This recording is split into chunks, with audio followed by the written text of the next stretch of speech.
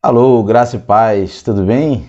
Aqui quem fala é Eduardo, do Leitura do Evangelho. Seja muito bem-vindo mais uma vez a você que está no nosso canal, que tem nos acompanhado, e você também que tem feito as perguntas lá no nosso Telegram. Eu separei aqui o nome de algumas pessoas, de alguns irmãos, e hoje eu gostaria de responder algumas delas. Inclusive, já dar início novamente aos nossos estudos, ok? Então, eu queria falar com você, me dirigir a você e, primeiramente, também dizer que o nosso canal Leitura do Evangelho não representa nenhuma denominação evangélica cristã. Nós somos um canal independente, então toda e qualquer opinião expressada em nosso canal não significa que ela é de cunho religioso ou institucional, ok? Partindo desse ponto, eu queria então cumprimentar vocês mais uma vez com a graça e a paz do Senhor e queria responder a você, meu querido e minha querida irmã. E a primeira pergunta, essas perguntas são baseadas no nosso canal, são baseadas no Telegram e os irmãos sempre estão pedindo para nós: Eduardo, fala um pouquinho dessa doutrina. Eduardo, fala um pouquinho dessa passagem. Inclusive eu estou devendo para os irmãos que eu parei lá em Apocalipse no capítulo 9. Eu fiquei de fazer a exposição bíblica até o último versículo, capítulo na verdade, e eu estou dando início novamente a essa rede de estudo. Outra coisa que eu quero deixar para você, pedir já antemão, não saia desse estudo, fique até o final, porque tenho certeza que vai ser um estudo profundo e que vai edificar a sua vida, trazendo de volta as doutrinas esquecidas ou aquelas doutrinas não mais pregadas nas igrejas. Outra coisa que eu queria pedir para você, por gentileza, se você gosta do nosso canal, clica aqui no botãozinho inscrever-se, ativa as notificações e não esqueça de dar o like. Quanto mais like você der no nosso canal, mais o algoritmo do YouTube vai entender que o nosso material é relevante e ele vai rodar na plataforma. Eu também deixo para você aqui o link do nosso segundo canal. Por que, Eduardo, o segundo canal tem que me inscrever? Porque, infelizmente, alguns conteúdos, que rodam na plataforma, os algoritmos entendem algumas falas ou algumas expressões ou alguns conteúdos e eles acabam bloqueando, deixando de monetizar ou então deixando de compartilhar dentro da plataforma para os inscritos. Então esse canal que você está assistindo provavelmente é o canal principal que não tem monetizado. Nós paramos aí por volta de 45 mil inscritos por conta desses bloqueios. Não somos os únicos, tem vários canais também sendo retirados do ar, mas conforme eles vão nos punindo ou nos tirando da plataforma, a gente vai reupando no canal novo. Então o link está aqui embaixo, você verá esse vídeo e outros também no canal novo, que tem a mesma capa, mesma imagem, mesma logo. Só nos ajude a crescer naquele canal, se você acha que o conteúdo ele é relevante e é importante para a sua vida. Amém? Então vamos lá. Algumas perguntas que foram me feitas e eu pretendo dar essas respostas dentro da palavra de Deus em breve, ok? Hoje não teremos o tempo de falar de todas elas. Hoje eu quero trazer um estudo específico e tentarei trazer esse estudo em duas partes, para que o vídeo não fique muito longo, ok? E depois a gente vai falar também desses outros temas. Então, eu quero responder para o Anderson de Paula. Anderson de Paula, meu irmão, graça e paz, Deus lhe abençoe. Ele não colocou aqui no texto, no chat, ele não colocou de onde é a cidade, depois você fala pra gente se você assistiu.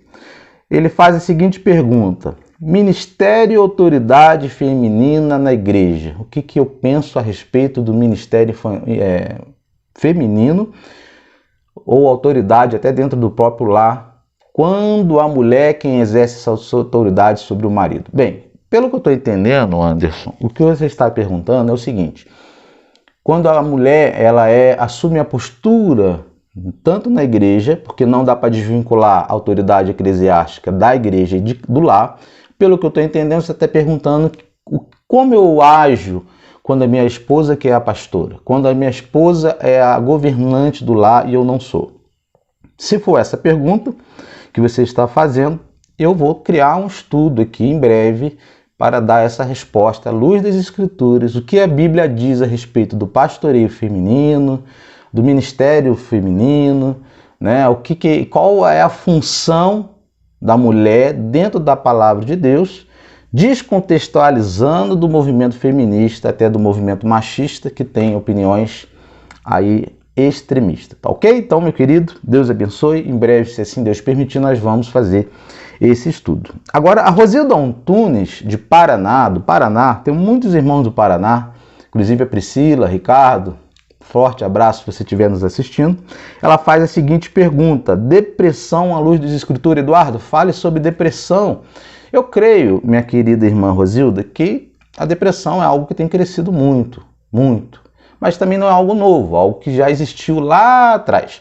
Moisés teve depressão, Davi teve depressão, Elias, o caso talvez mais conhecido, teve depressão. Então, vários homens e mulheres de Deus tiveram. Salomão também teve depressão, algo que não é muito novo. Nós achamos que é a doença do século, por ela ter crescido muito. Então vamos falar também, Rosilda, no futuro. Inclusive aqui no canal tem uma live antiga falando do testemunho do Ricardo sobre como ele venceu a depressão. Depois eu vou falar também do livro que eu uso para trabalhar em relação à depressão, que é de André Salomão. E provavelmente a gente vai falar e vai trazer esse aqui para o nosso canal, tá bom? E a terceira pergunta é do pastor Josias. Graça e paz, querido. Que Deus continue lhe abençoando. Obrigado por participar do nosso canal, de estar sempre interagindo conosco, curtindo e mandando mensagem no nosso Telegram. Bem, a mensagem do pastor Josias é a seguinte: teologia coach na igreja. Gente, irmão, pastor, meu querido irmão, é um dilema. Nós estamos vivendo um dilema muito grande em relação a essa posição da teologia coach, ou os coaches, né? O coach tem a ver com psicologia também, né? Então, quando eu falo de coach, eu estou falando de um profissional preparado para trabalhar no meio profissional.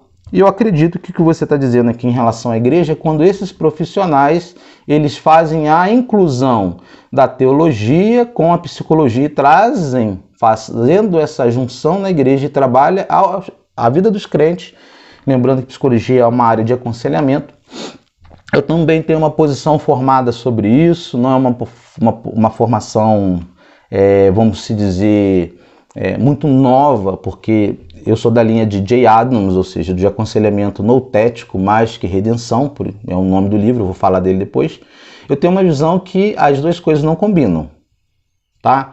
Eu creio que ela tem a sua validade como meio profissional para a empresa, motivacional, mas dentro da igreja não trabalhamos com movimentos que trazem o ego do homem ou que inflam o homem. É ao contrário, a palavra de Deus era para trazer arrependimento, então eu acredito que ela não é totalmente benéfica dentro da igreja. Então, que seja dentro da igreja, no âmbito que não seja de aspecto religioso, no púlpito, que não haja no culto esse tipo de movimento, mas também não deixe de acreditar que ela tem a sua importância para palestrantes dentro da igreja. Eu tenho uma visão que eu gostaria de trazer, em breve, assim, se Deus permitir, eu vou trazer essa visão, então, do que eu penso a respeito da teologia coach na igreja. Eu tenho, para mim, que ela é mais como as outras teologias ou ciências que incluíram ao longo da história da igreja foram más, né? Eu acredito que esse humanismo dessa teologia, eu estou falando desse humanismo da teologia porque ela juntou psicologia, ok? Então, essa junção, para mim, ela não é benéfica, ela traz prejuízo, visto que toda a palavra de Deus ela é apta para trabalhar na vida de qualquer indivíduo, apenas a palavra, e a função do conselheiro tem a ver aqui também com a questão da psicologia, é do pastor, e deveria continuar na mão do pastor, que é capacitado para o aconselhamento não secular, ok? É complicado, é uma questão polêmica, mas nós precisamos falar a respeito dessas coisas. Então, meu irmão, eu acredito que a sua pergunta é uma pergunta muito relevante, feita há muito, inclusive nós temos vivido isso aqui no Brasil, essa teologia, com vários pastores pregando essa teologia, e aí acaba caindo na hipergraça, da hipergraça acaba caindo no universalismo. Então essa doutrina, essa questão humanista que acaba inflando o ego, é uma posição que eu já dou, eu creio que ela é no aspecto negativo. Não totalmente negativa, mas ela é negativa, tá ok? Então assim a gente vai tratar. Agora outra pergunta é o tema do nosso estudo, e esse estudo tem me cobrado, as pessoas têm me cobrado muito sobre isso.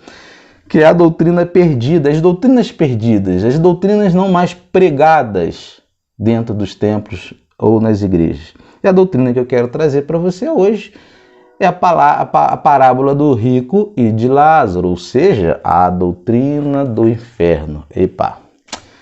É um tema que ninguém quer ouvir, né? Ninguém quer, na verdade, é um tema que quase ninguém quer aprender. Mas é um tema extremamente importante que deve ser falado, deve ser estudado e temos que trazer meditação nesse texto, porque faz parte da palavra de Deus e nós não temos como tirar isso da palavra de Deus. Se existem duas verdades, é que existe céu e existe inferno. Então nós temos que falar só de céu? Não, temos que falar das consequências de como será o inferno. Então vamos falar disso e já quero te convidar então para abrir lá no Evangelho de Lucas, no capítulo 16. Nós estaremos lendo do verso 19 ao verso 31. Eu uso, como sempre, como base, a minha Bíblia de Almeida, revista atualizada, e eu acredito que não vai ter muita diferença na nossa tradução ou na vossa tradução. Então abra aí em Lucas, no capítulo 16, no versículo 19, eu estou com a minha aberta aqui no computador. Então vamos falar sobre a realidade do inferno. Será que ele é literal? Será que ele existe? Será que ele vai existir?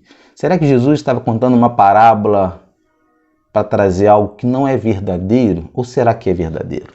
Vamos descobrir então isso.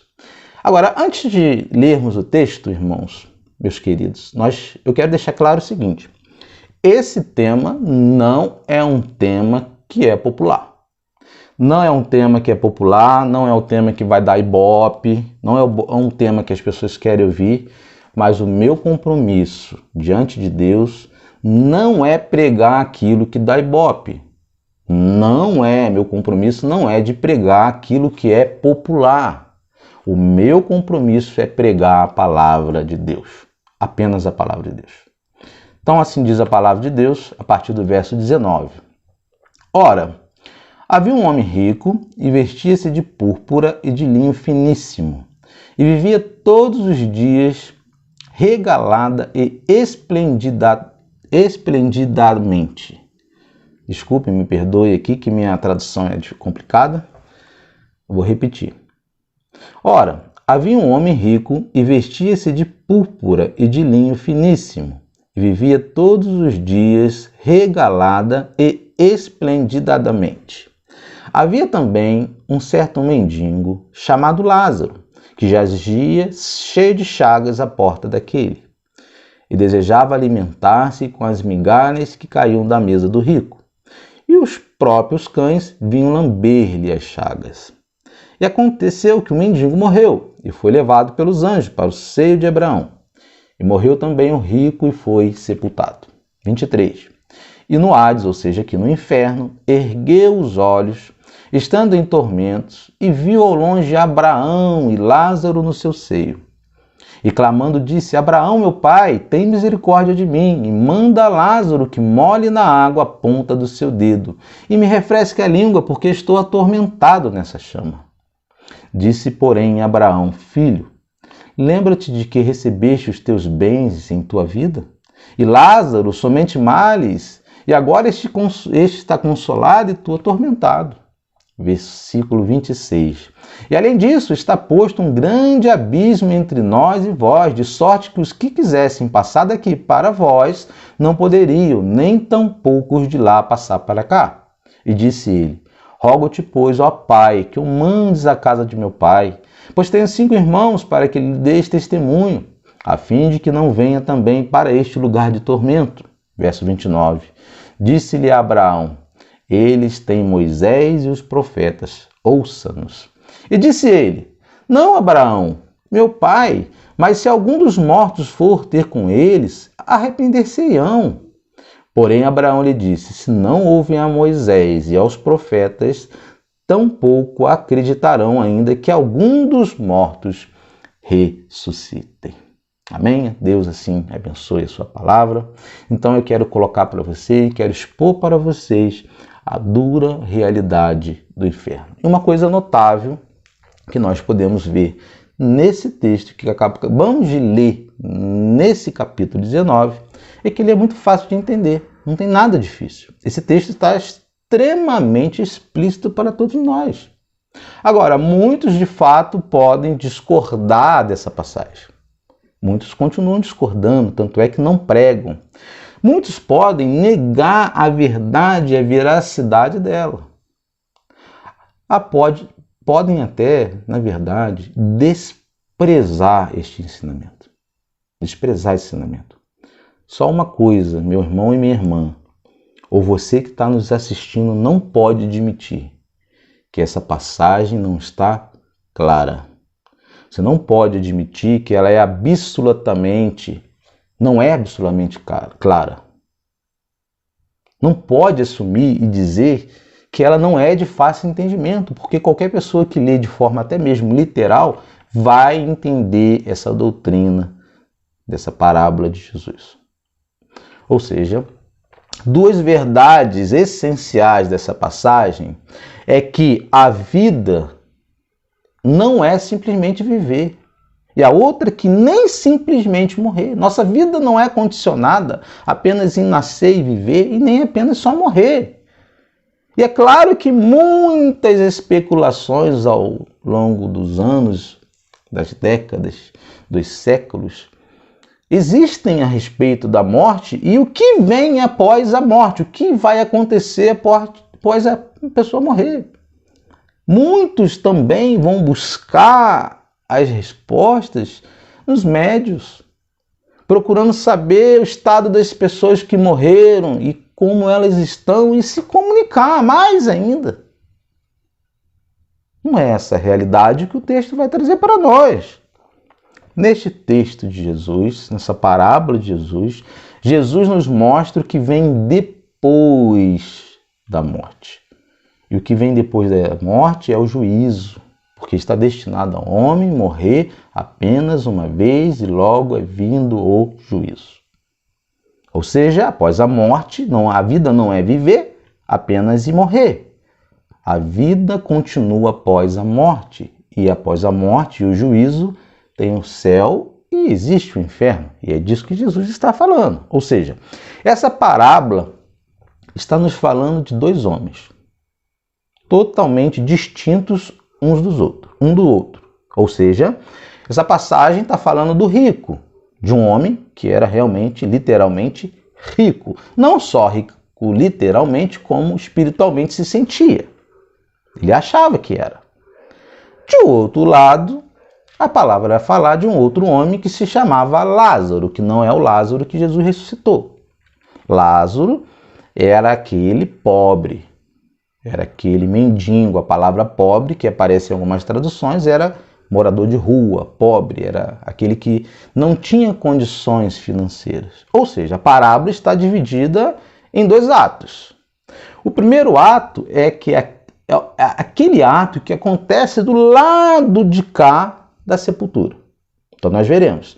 O primeiro ato é o que acontece do lado de cá da sepultura, e o segundo ato é aquele que acontece do lado de lá da sepultura. Então nós vamos ver antes e vamos ver depois da sepultura o que acontece. Essa palavra de Jesus, essa parábola de Jesus, ela vai contrastar e vai dar três, na verdade, contrastes a respeito da vida, o contraste da morte e o contraste da eternidade. Essa é a questão dessa parábola. Na vida, um é rico, já sabemos, e o outro é pobre. Na morte, um é sepultado e o outro talvez nem sepultamento teve. Na eternidade, um está no céu, outro está sofrendo no inferno. Então eu te convido para esse primeiro ato, para que a gente possa acompanhar o que acontece do lado de cá da sepultura. Vamos olhar então em primeiro lugar o rico, sobre a vida do rico. Observe comigo o versículo 19. Ora, havia um homem rico e vestia-se de púrpura e de linho finíssimo. Ele vestia-se de púrpura, ele se vestia de linho finíssimo e vivia todos os dias regalada e esplendidamente. mente. Presta atenção que Jesus não poupa intensidade em sua fala. Jesus não mede esforços ou não poupa palavras para falar em relação a esses dois homens. Ele diz que esse rico, que em primeiro lugar estamos falando do rico, que esse rico, ele se vestia de púrpura e de linho. E esse linho era fino, era algo caro. Ou seja, a púrpura que é descrita aqui era uma roupa caríssima. Era uma roupa que era utilizada por governadores, por senadores, por pessoas muito ricas, senadores, grandes líderes de Roma. Eram aqueles que usavam esse tipo de vestimenta. E diz o texto que ele todos os dias, ele não usava essa roupa, esse linho, em ocasiões especiais, em festas. Não. A Bíblia vai dizer que ele usava todos os dias da sua vida. Notem comigo que note comigo que a vida desse homem era uma vida de muito luxo. Era uma vida de muitas festas. Era uma vida de um glamour, de muito luxo. Todos os dias festas, comilância. Essa era a vida do rico. Agora, a Bíblia ela não vai fazer e não vai falar, não vai fazer nenhuma acusação de crimes em relação ao dinheiro aqui. Ou seja, não vai dizer que esse homem era corrupto, que ele praticava crimes, que ele era um ladrão. Não, a Bíblia não está. Jesus não está falando essa parábola disso. Ele também não acusa esse homem por ser rico. Então o problema não é o dinheiro. O problema não era o dinheiro que ele possuía. Certamente o problema dele era realmente fazer do dinheiro seu Deus. Não era possuir dinheiro. Ele era, na verdade, possuído pelo dinheiro. E aí é um problema. Quando a pessoa tem dinheiro, é uma coisa. Agora, quando a pessoa é possuída pelo dinheiro, o dinheiro domina, ela acaba virando um Deus. E a Bíblia fala que é um Deus, transforma um Deus. Mamon, a palavra de Deus vai dizer. Então, sabe qual que era o problema desse homem? Sabe qual era o problema desse rico? O problema dele, na verdade, não era riqueza. Não era riqueza. E sim possuir riquezas sem Deus. Ele era rico, mas ele não tinha o principal, ele não tinha Deus. Sabe qual era o problema dele? Um outro problema dele? O problema dele não era a riqueza, e sim amar o dinheiro mais do que o seu próximo. Depositar na sua riqueza como Deus, substituindo o amor que deveria ser ao próximo, colocando no seu prazer, no seu próprio umbigo. Na verdade, o dinheiro aqui se transformou na vida desse rico, o seu próprio Deus. Seu próprio Deus. No Evangelho de Mateus, no capítulo 6, 24, está registrado assim, olha: Ninguém pode servir a dois senhores, porque ou há de aborrecer-se um e amar ao outro, ou se devotará a um e desprezará ao outro. Não podeis servir a Deus e às riquezas, ou seja, mamon. Então a palavra de Deus vai dizer que é um perigo muito grande o dinheiro. O dinheiro, você não pode servir a Deus e ao dinheiro ao mesmo tempo. Você precisa escolher quem você quer servir. Esse homem, esse rico, ele escolheu servir, então, dinheiro. Escolheu servir a riqueza, usar a sua vida para dinheiro para suprir aparentemente as necessidades e vivia sem Deus. Ele era, na verdade, o dinheiro para esse rico era o centro do seu universo. O centro. Ele vivia para ele. Ele usava tudo que ele ganhava para o bem-estar dele. Porém, um dia, meus irmãos, a Bíblia e essa parábola vai dizer que a morte arrancou dele as suas riquezas. A morte chega para todos nós. E não é diferente. A morte chegou para aquele rico. E pensa comigo, que funeral belíssimo que aquele rico deve ter tido.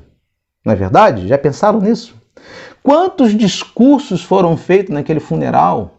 Quantos elogios, quantas flores. E nesse funeral, muitos devem ter dito, descansou. Ele está dormindo. Ele era um homem bom. Eu estava falando isso com meu pai ontem mesmo, que Jesus disse que não existe ninguém que seja bom, apenas Deus. Mas aqui alguns deviam dizer que homem bom. E agora ele está descansando, ele está agora dormindo, ele está com Deus, inclusive. Mas não se esqueça, não se esqueça. Essa é apenas uma parte da história, apenas um lado da história, pois existe muito mais além da sepultura. Existe muito mais além da sepultura.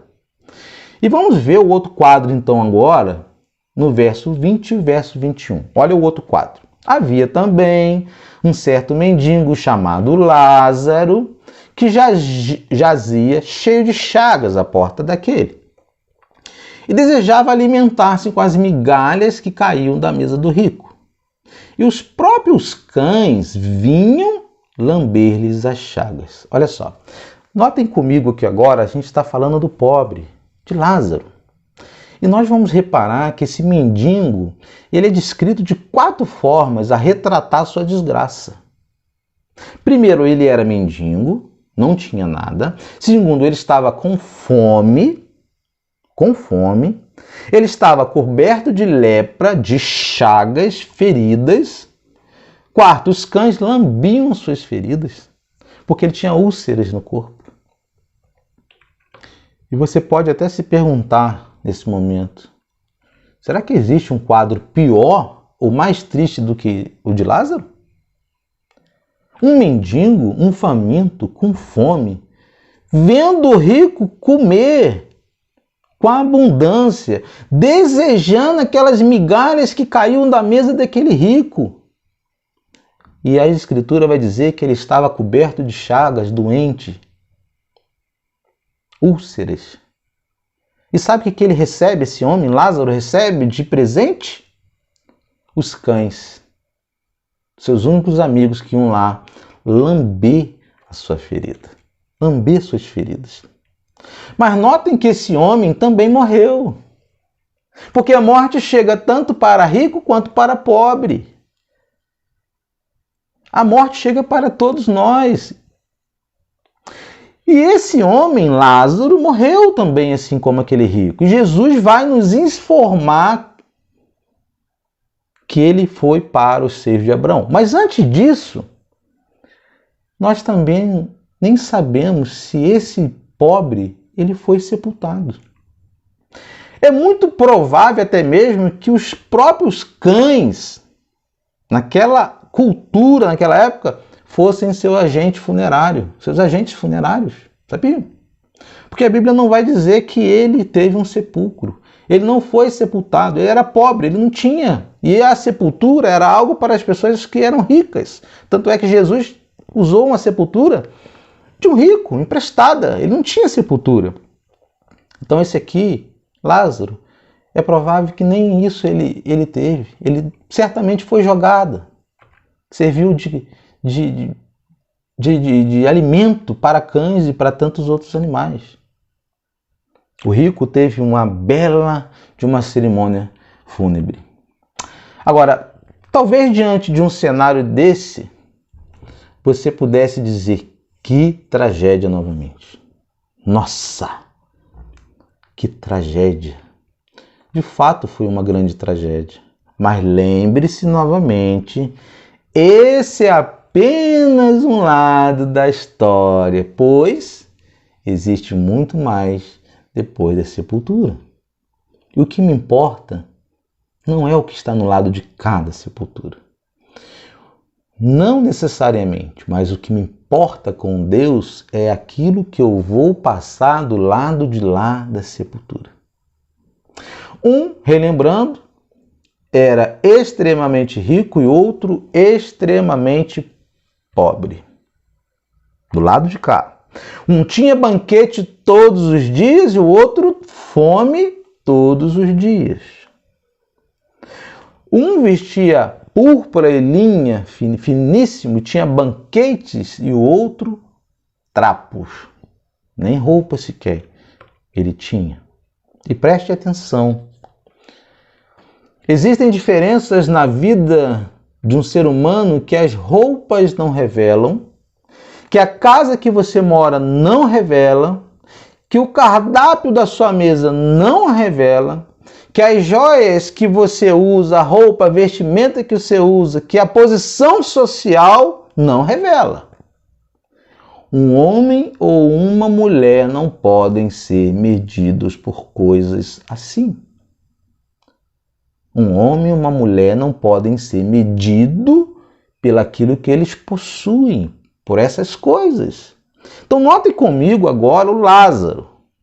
O Lázaro do lado de lá agora da sepultura. Após a morte, o que aconteceu? Quando Jesus mostra o outro lado da cortina, ele abre o véu e as coisas ficam muito nítidas após a morte, existe uma inversão brutal da realidade. Você vai conferir no versículo 22, na parte A, que está assim escrito: E aconteceu que o mendigo morreu e foi levado pelos anjos para o seio de Abraão. Olha que coisa maravilhosa. Olha que interessante que o texto vai nos dizer. O mendigo morreu e os anjos o levaram para o céu. Os anjos, no plural. Ou seja, não apenas um anjo, mas um cortejo de anjos leva aquele pobre Lázaro para os céus. Para os seios aqui, na verdade, de Abraão, que aqui é uma linguagem para representar a bem-aventurança eterna, ou seja, o céu. E por que ele vai para o céu? Por que esse pobre? Porque ele é mendigo? Porque ele realmente é pobre financeiramente? Porque ele passa fome? Porque ele está doente? Porque os cães são os amigos legítimos ou os mais íntimos dele? Não. A resposta é claro que não. É claro que a parábola, que é uma parábola de Jesus, mas Jesus quer nos dar um ensinamento, porque toda parábola de Jesus ensina uma verdade. Jesus está ensinando uma verdade através de uma parábola. A palavra Lázaro aqui quer dizer Deus é meu auxílio. Ou seja, apenas o nome de Lázaro, o simples fato do significado de seu nome já nos ensina que Lázaro, ou seja, a quem Lázaro confiava. O próprio nome de Lázaro já vai dizer que Deus é meu auxílio. Então Lázaro, quando vai para o céu, ele não vai porque ele era mendigo. Ele não vai porque era pobre, porque passou fome, porque texava, ficou doente, porque tinha como seus amigos íntimos os cães. Mas ele vai para o céu porque Deus é meu auxílio. Isso já mostra para nós aqui que já podemos combater então a teologia humana que diz que crente não pode ficar doente.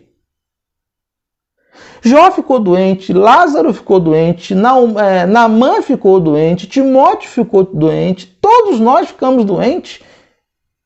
Mas não é porque nós ficamos doentes que nós vamos para o céu. Que crente não pode ser pobre, já está combatendo essa teologia que crente tem que ser rico. E a viúva de Sarepta está lá em 1 Reis 17, no capítulo 18. Como que fica essa situação dela?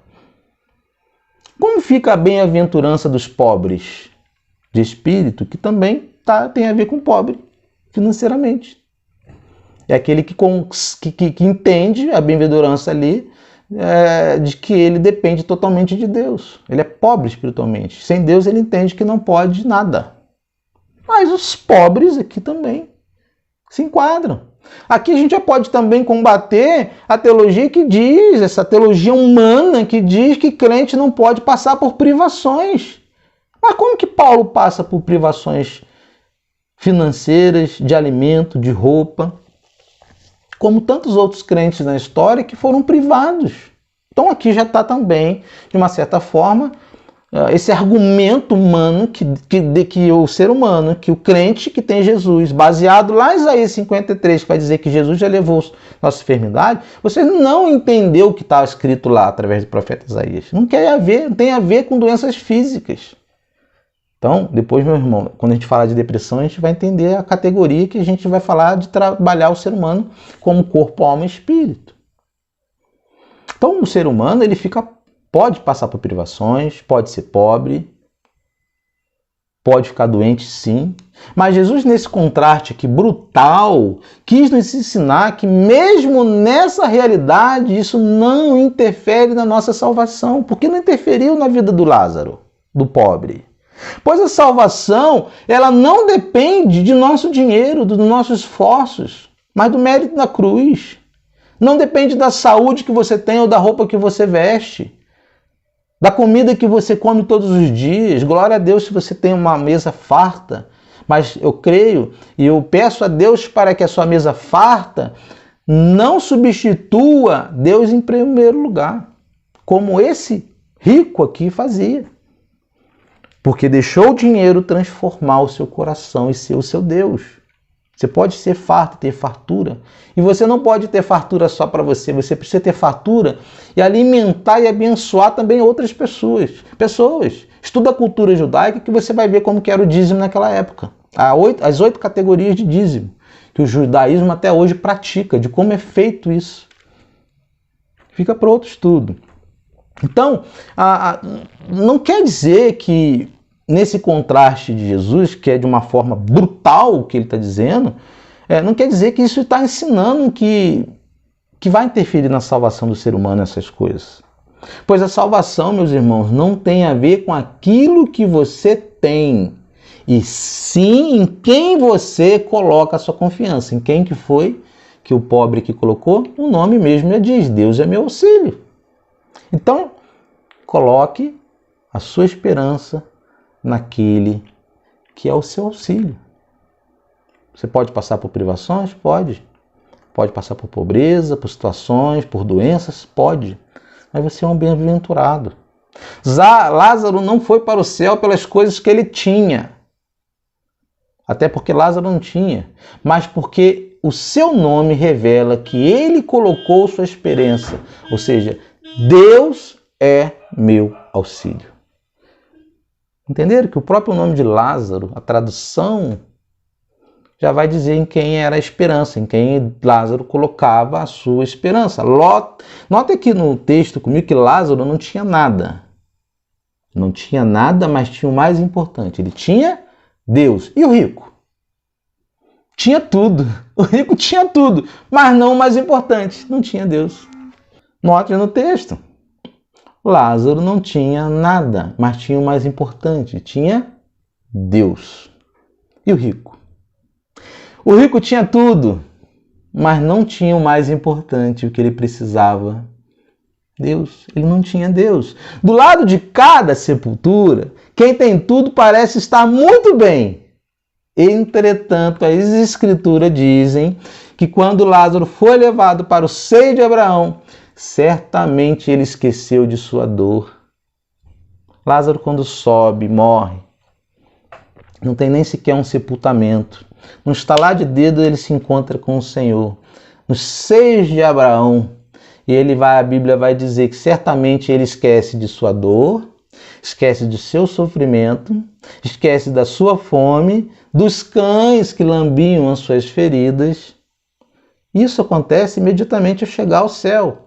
Porque temos um texto lá em Apocalipse, no capítulo 21, no versículo 4, que diz: Ele, Jesus, enxugará dos seus olhos toda lágrima. Não haverá mais fome. Não haverá nem tristeza, nem choro, nem dor, pois a antiga ordem já passou. Ou seja, no céu não haverá mais dor. No céu não haverá mais choro. Então Lázaro não tinha mais isso quando estava no seio de Abraão. Não tinha mais sofrimento, acabou. Já pensaram nisso, irmãos? Que coisa tremenda. Vai ser o céu, vai ser a presença de Deus. Nós vivendo com o Senhor. na presença do Todo-Poderoso. Que coisa maravilhosa. E olha que a Bíblia diz em 2 Coríntios, no capítulo 4, versículo 17 e 18. Porque a nossa leve e momentânea tribulação produz para nós um peso eterno de glória muito excelente.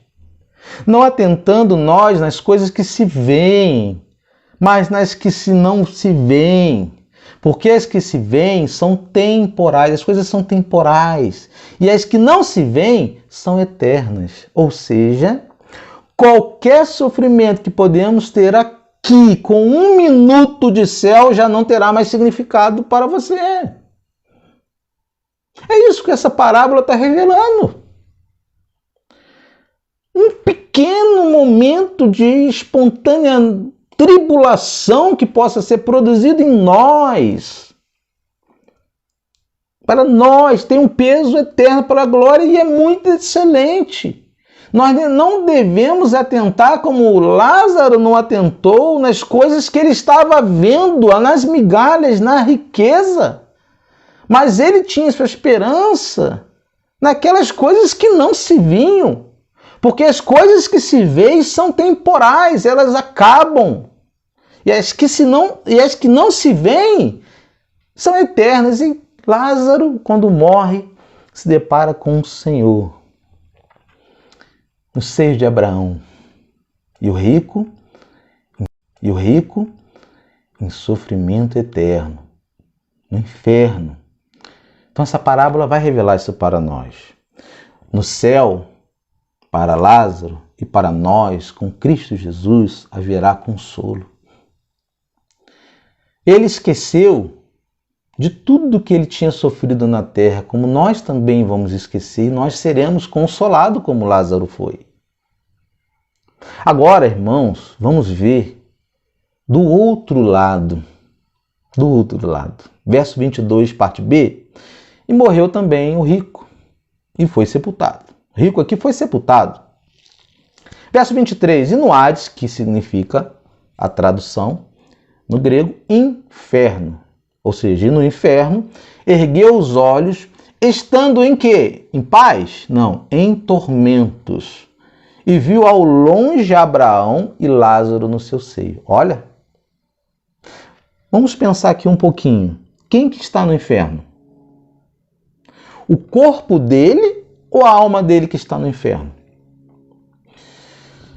Aqui está evidente uma coisa, meus amados, que o homem não é apenas matéria.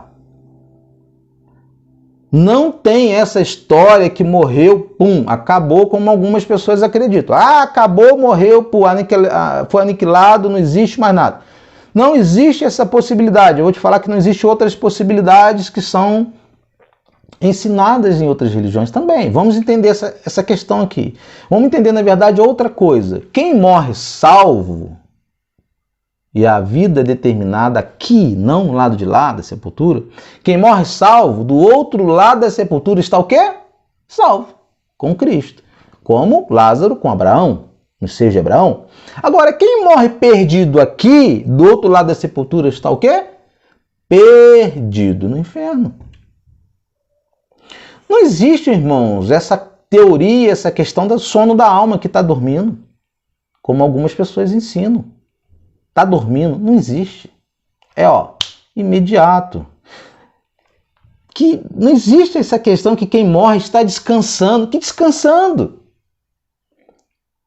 Na parábola estamos vendo que ele morre e é visto lá no seio de Abraão e que quem morre, o rico, está no inferno.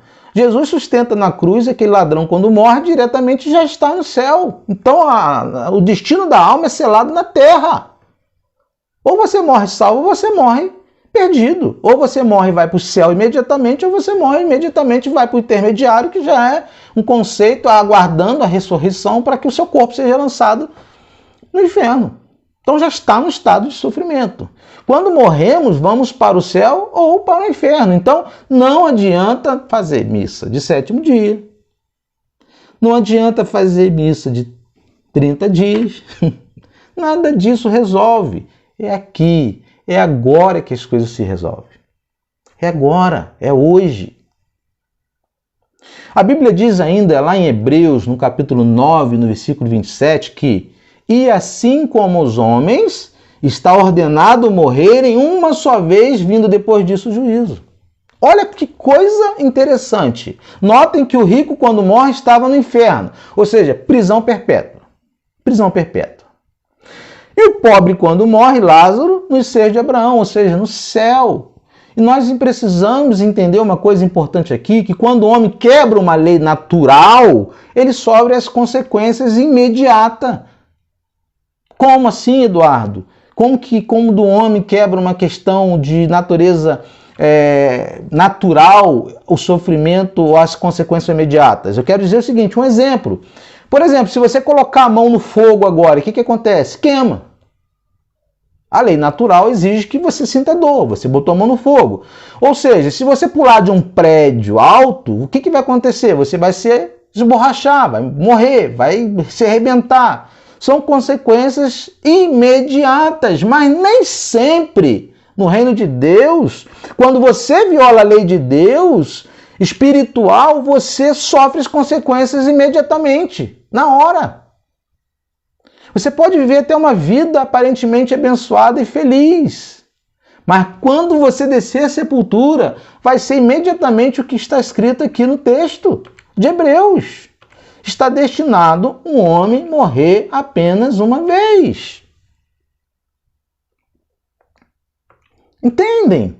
É assim como os homens está ordenado morrer uma só vez, vindo depois do juízo. Então, quando a gente morre, ou mesmo que não seja agora a punição, ou quando você morrer, certamente nós morreremos, se Jesus não voltar agora, porque se voltar agora também, nós iremos para o céu, é aquele que está destinado ao inferno, que não creu também vai para o inferno.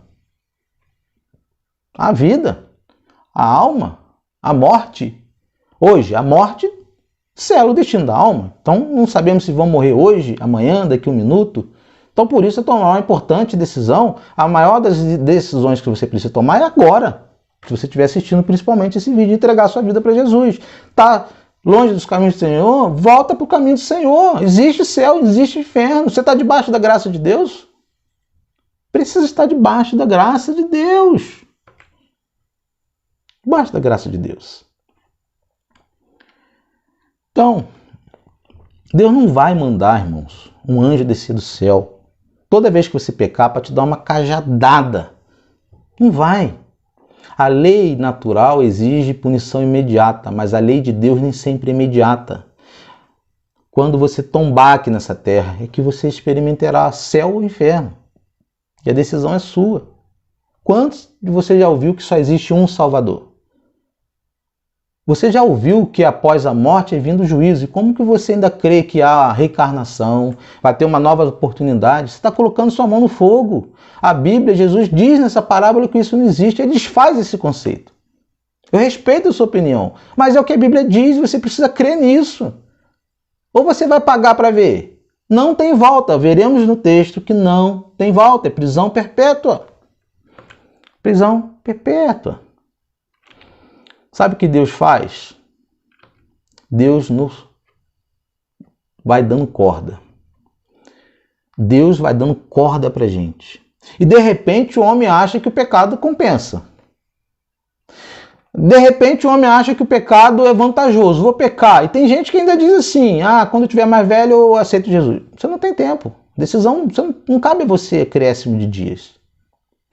Tem gente que pensa que vê o pecado e que os banquetes, as farras, os prazeres valem a pena e estão vivendo assim. E com isso ele se esquece que um dia, ele vai o quê? Morrer. Ele não sabe a hora da sua morte. E depois da morte, o que vem? Lembrando novamente, o juízo de Deus. E ninguém, meus irmãos, vai poder escapar desse juízo.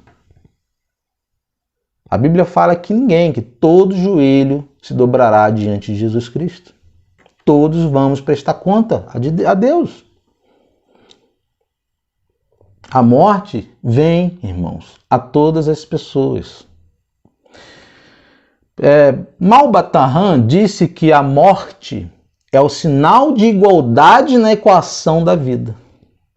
Vem para o pobre, vem para o rico, vem para o jovem, vem para a criança, vem para o idoso, vem para todos. Todo ser humano. Se é a coisa mais certa que existe é que todo ser humano vai descer à sepultura. E como vai ser após a sepultura? Do outro lado de lá. Então eu quero tirar algumas aplicações para nós.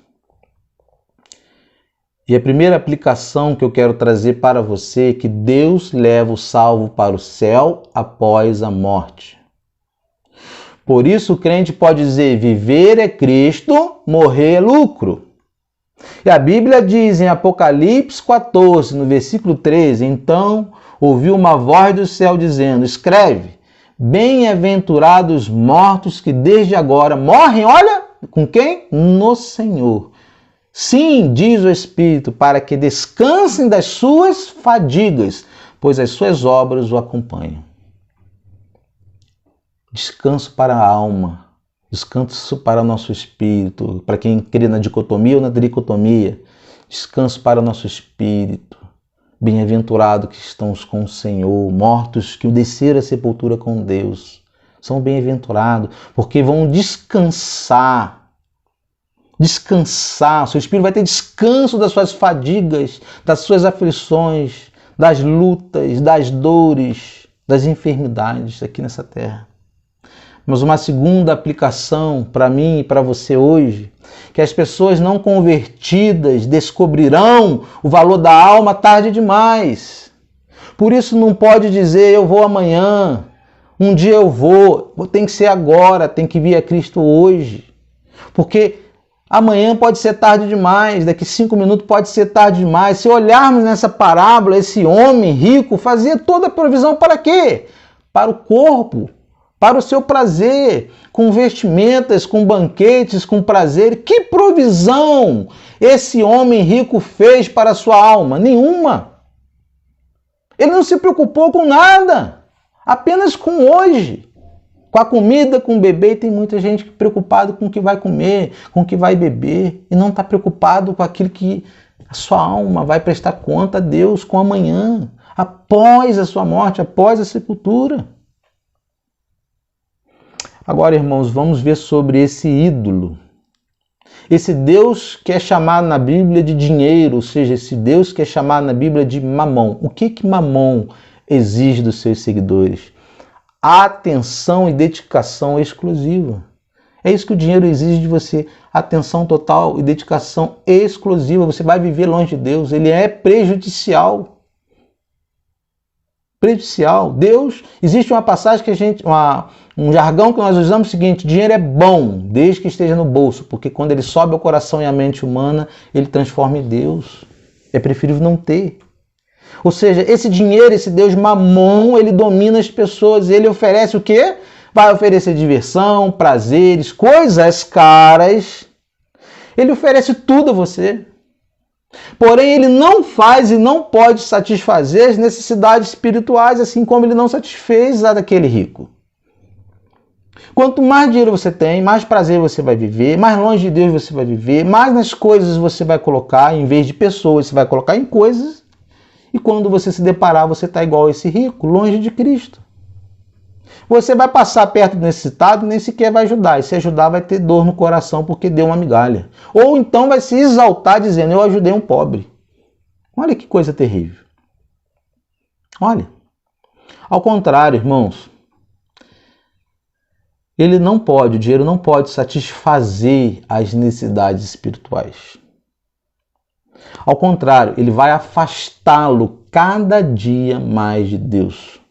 Porque a Bíblia diz que ninguém pode servir a dois senhores. Quem você está servindo? A Deus ou ao dinheiro? Quem você está servindo? E as pessoas que só investiram no aqui, no agora, no físico, no terreno, no corpo, ao morrerem, no inferno vão perceber que não fizeram investimento espiritual algum. É apenas quando estiver lá no inferno que elas aí vão entender que elas não fizeram investimento espiritual. Elas vão perceber tarde demais a importância de investir na sua alma. Mas já não vai ter mais jeito. Já é tarde demais. Veja que ele está preocupado com os irmãos dele no verso 28. Olha o verso 28, a terceira aplicação. Os milagres não ajudam as pessoas que desobedecem à palavra de Deus. Olha o que o rico diz. Disse ele: rogo-te, pois, ó Pai, que o mandes à casa de meu pai, pois tenho 5 irmãos, para que lhes dê testemunho, a fim de que não venham também para este lugar de tormento. O que ele está querendo aqui? Um milagre. E o milagre não vai ajudar as pessoas. Não vai ajudar aqueles que desobedecem à palavra de Deus. Ele enxergando lá, ele quer que Abraão mande pessoas a falar com seus irmãos para que eles também não fossem, se arrependessem para ir para o inferno. Ele está querendo aqui um milagre. Que Lázaro, que já morreu, que está no céu, viesse na terra novamente para comunicar com seus irmãos.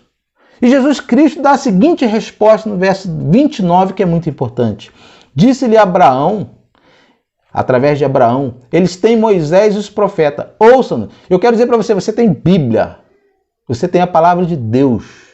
Em outras palavras, ele está dizendo, eles possuem a palavra de Deus, a Bíblia. Eles conhecem as Escrituras, eles conhecem a lei. Ouça o que a Bíblia diz.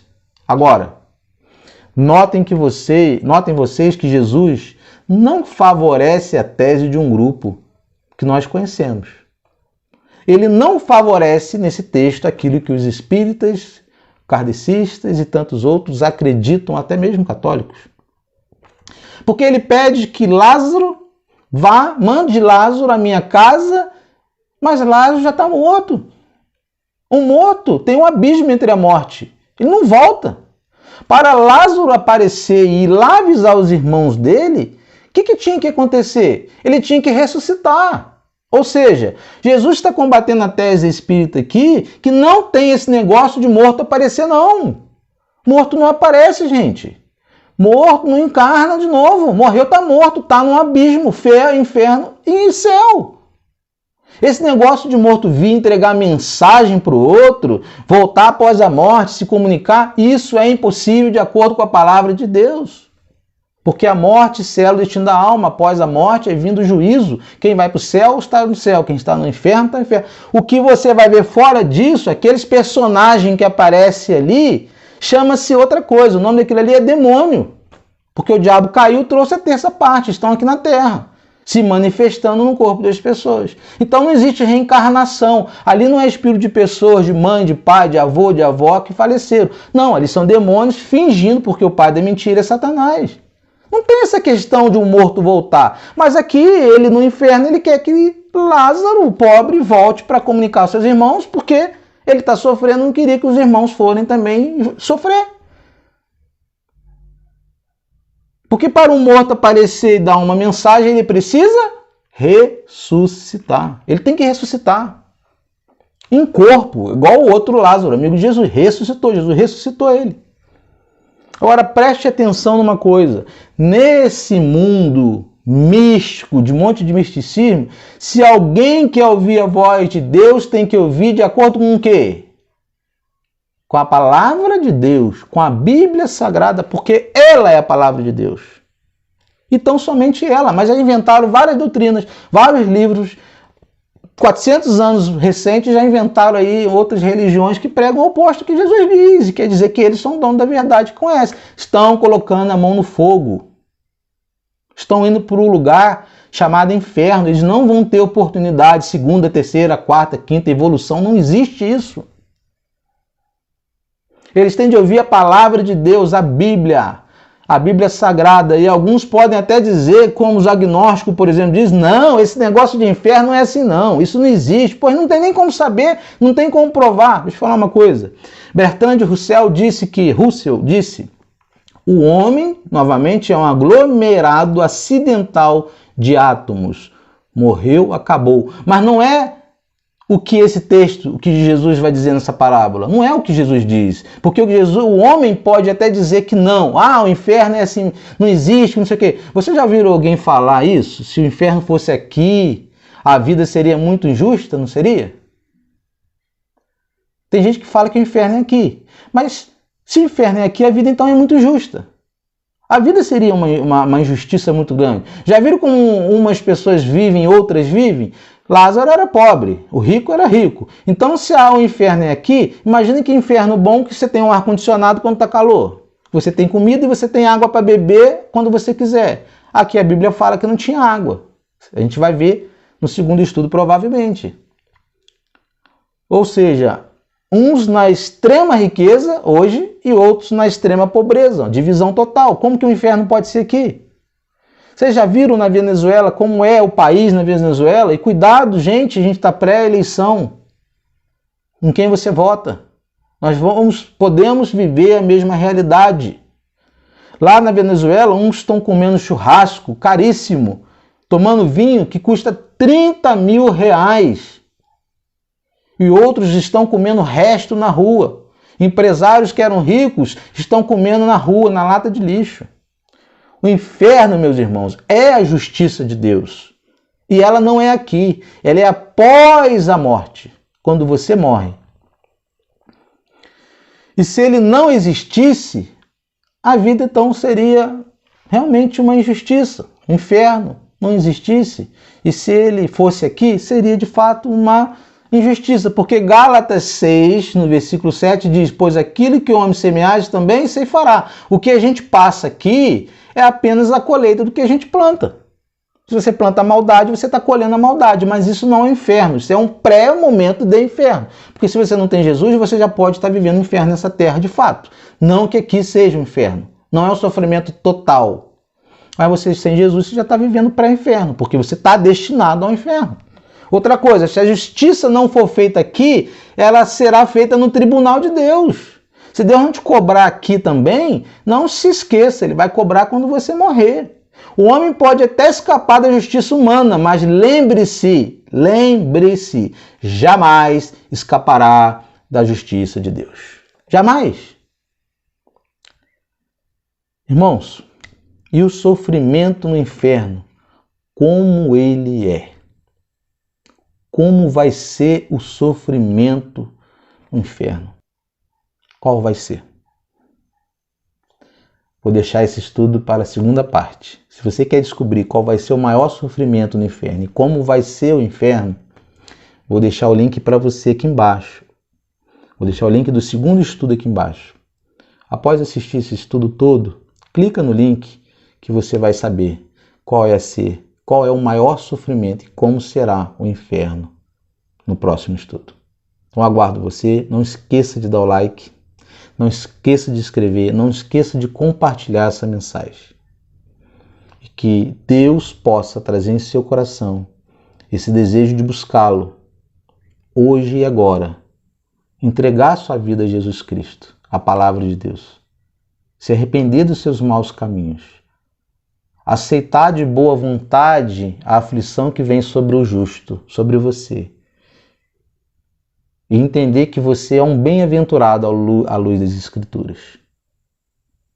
Não é a riqueza que vai levá-lo para o céu. Não é o dinheiro que vai levá-lo para o céu. É apenas Jesus Cristo. Negar sua própria vida, seguir Jesus e carregar sua cruz. Crer em Jesus como único Senhor e Salvador, porque não há nenhum outro mediador, não há uma santa, não há padre, não há papa, não há fulano de tal, não. Apenas Jesus Cristo. E outra, não haverá segunda chance. A chance que você está tendo é aqui e agora. Que Deus te abençoe. E se você ainda quer continuar nesse estudo, depois você clica no link 2. Graça e paz, até a próxima. Que Deus lhe abençoe.